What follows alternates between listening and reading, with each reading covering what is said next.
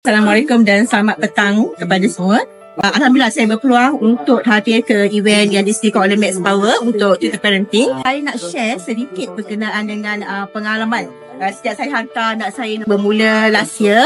Terusan saya kata saya memang sangat happy sebab anak saya happy pergi kelas. Last year tu sekejap dia sempat join, tapi this year kita join untuk package 4 subjek, sejarah, bahasa Inggeris, Math dan Sains. Terusan saya kata dia sangat happy pergi kelas. Kalau contoh kelas Sains dan Math tu dia adalah hari Rabu.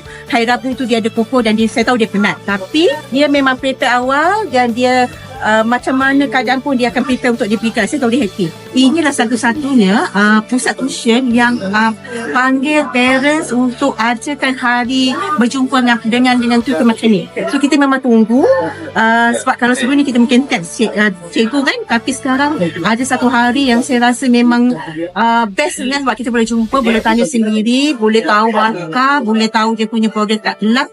Dan cikgu sebenarnya kita kat sini dia kenal anak kita seorang-seorang. Dia tak buat secara rawak.